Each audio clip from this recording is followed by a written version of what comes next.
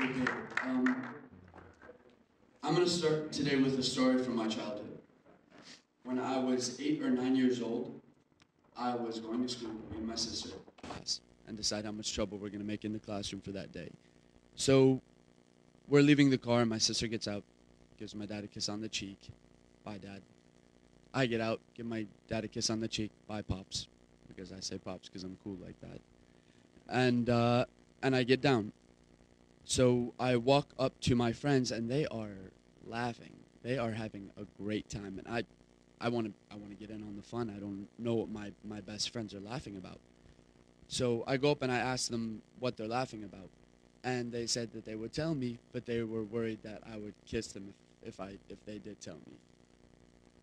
And I wasn't sure what they were talking about for a moment, and then they started making more jokes about me being a faggot, or about how I'm so lovey-dovey and so kissy, or why don't I go play with the girls, or something like that, and it felt horrible. I was standing with my best friends. I'm 9 years old. I don't know that these kids are just as confused as I am, and I'm getting hell for kissing my dad before I got down that day for school. So another thing that they kind of knew about Anthony but maybe forgot about Anthony, talking about myself in the third person, is that Anthony was also a black belt in Taekwondo. And Anthony also had quite a temper. And so I chose the two that were talking the most, and I laid him out. And the moment that happened, whoa, whoa, whoa, we're just kidding. Yo, we're just kidding. It's fine. Come on. And I was the king of the school that day. I was the king of the school that day. People were giving me dessert at lunchtime. People were giving me lunch, but I didn't even ask for anything, and people were just giving it to me. And it was a good feeling, I suppose, when I was a kid. But looking back at that, we have to look at what Anthony learned that day. And Anthony learned two important things that day that are just a series of lessons that he learns and that we all learn when we talk about gender, or when we talk about gender roles, or what we are supposed to be when we talk about man or woman. First thing Anthony learned that day is you do not be affectionate if you're a man. You don't show love. It doesn't matter if that person was your father who loves you and who takes care of you. It doesn't matter. You at least don't be openly affectionate. It's so, I'm getting a tan. Okay. At least don't be overly affectionate. You can maybe be affectionate with your mother because she's a woman, but you'd never be affectionate with another man. That's what makes you a faggot. That's the general rule that we have going across the genders. It's just you don't do the same sex thing. That's the main thing that we do have the same rule in. Other than that, just don't be emotional. You're stoic. You're strong. You're tough. Second lesson Anthony learned that day was that you can solve a lot if you're violent. If I was strong enough, if I was tough enough, if I could beat two other kids down, then I was back on the top of the totem pole. Because look at what happened. I kissed my father, and I showed affection, and I was ridiculed. And then the second, I showed that, no, I fit into the gender norm. No, I am the gender norm.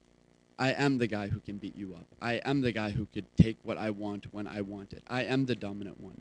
If you step on my foot, I will step on your neck. I was right back on top. And that's what Anthony learned that day. And this would be an incredible story if it was my story alone, but actually I'm pretty sure a lot of men in here have similar stories of when they were being raised or their experiences. In fact, a lot of them probably weren't lucky enough to be the one who could fight back. A lot of them were the ones who got beat up through violence, who stayed down at the bottom of the totem pole. This is what we're telling men to be. Let's think for a moment about women's experiences. Why do women stay silent? Because we tell them to stay silent. Why do women feel like their role is to be in the house to take care of the kids? Their role is to be sacrificial, and that should be enough for them. To sacrifice for your family, to never want anything on your own, to not be ambitious, that should make you happy. Something's wrong with you if that doesn't make you happy. The only problem with all of these roles are that none of them allow you to be a human being. None of them allow you to be a human being. Because it's human to cry if I get hurt or if I'm sad. And it's human to love someone and to be affectionate when I want to show that love, regardless of whether they're the same sex as me or not. And it's human to be ambitious and to want to lead. If you have a good idea, you want to say it. And you want people to listen to you. That's human. But none of us are allowed to be human when we follow the same rigid gender roles. I would like you all for just a moment to close your eyes. It's the end of the day. You can close your eyes and not fall asleep. Close your eyes. And I want you to try to remember something from your childhood. The first time that you wanted to do something but couldn't do something because of your sex. Or that you didn't want to do something, but you had to do it because you were either a boy or a girl. I want you to try to remember how confused you felt. How weird that felt to you that you genuinely wanted to do something and you weren't being allowed to, and you didn't understand why. Just take that in for one moment. And now I want you, keep your eyes closed, keep your eyes closed. I want you to think about last week. Or I want you to think about 2 days ago. Or I want you to think about yesterday or this morning, whether it's the way you were getting dressed or how you interacted with people on the street, or just a thought that passed in your mind for a split second that you know is directly related to what you learned about what a man should do or what a woman should do. Whether you did it or not, that's not the issue. But that you thought it, that's the issue. All right, you can open your eyes now. All right, so we don't have too much time to discuss this further, although I know everyone has a story and everyone can talk about these stories and know how much gender has impacted our lives. But what I'd like to end as a final thought is that ABAAD does a lot of work, the organization that I work for, and that I am not the executive director of. If I still have a job there on Monday because it says executive director, the organization that I did work for, we do a lot of really creative, really nice initiatives when it comes to gender. We work with religious leaders, and right now our campaign has the president of Lebanon kind of showing the executive branches or pressuring the executive branch's commitment to ending violence against women. We work in communities with survivors. We have a psychological clinic where we work with men who have abusive behaviors or are dealing with other issues of masculinity, but none of that is actually where the true change happens. If there is a call to action that I were to give today, it's, yeah, definitely if you can support the organization, that would be much appreciated, but it's doing kind of what we did right now. Just for a moment, be self-critical.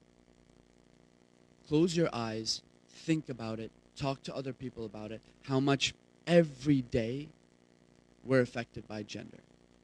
How gender is not something that's out there. It's not a story, it's not an organization, it's not a statistic that we get when we read a report of how much GBV is happening in the country. Gender is right here in this room. Gender is the second we step outside. Gender is right here, and gender is right here. It's when Anthony's driving on the street and someone cuts him off, and my first inclination is getting down, and that's gender. Because that's how I was socialized. And bringing it all around when we wonder why wars happen, or why men think that everything has to be solved with bullets, or why we don't listen to women, or why women don't speak up, it's because somewhere there's an Anthony on a playground, and he's being taught that every single day. And somewhere there's someone like you on a playground being taught that every single day. So from now on, for yourself and for those young kids on the playground, try not to think what a man should do or what a woman should do. Try to think of what a human being would do and be that. That's gender equality. Thank you.